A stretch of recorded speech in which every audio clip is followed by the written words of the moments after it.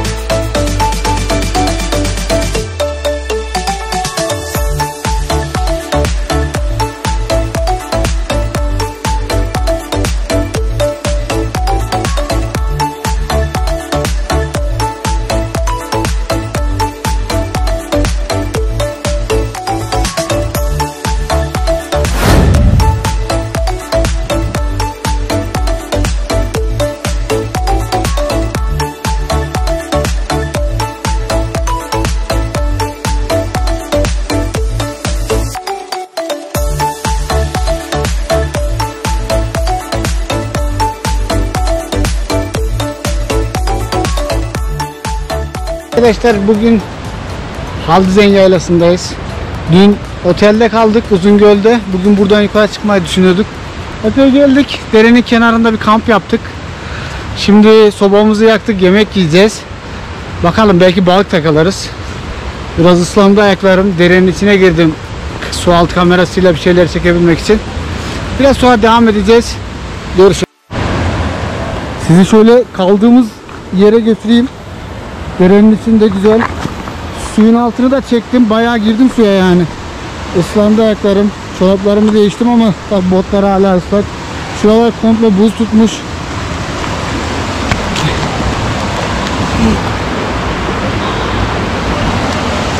Buzlara bakın.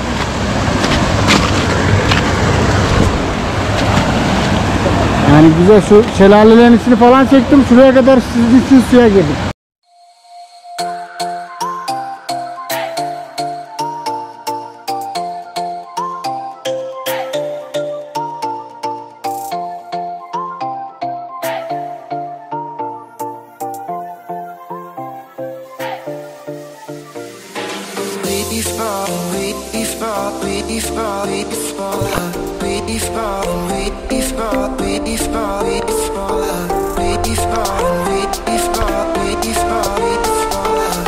We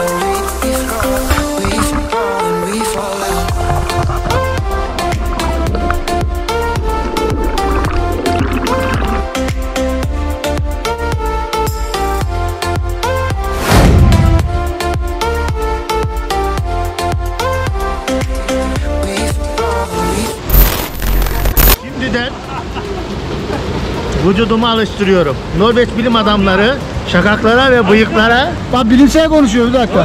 Kesmeyin beni Allah aşkına ya. Burcu, bu bilimsel bilgileri kimden aldın?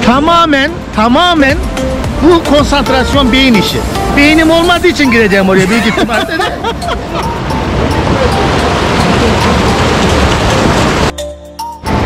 İsmail'cim yaz kampı mı kış kampı mı? Kış kampı bana göre değil, soğuk, üşüyorum.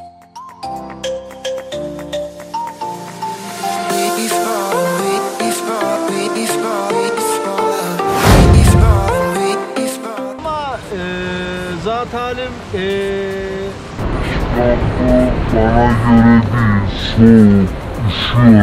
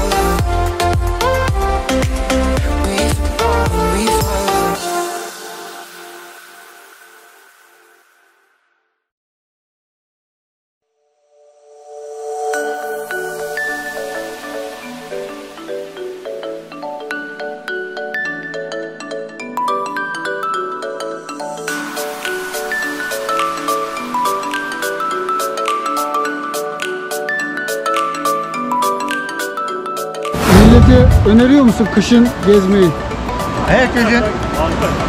Herkesin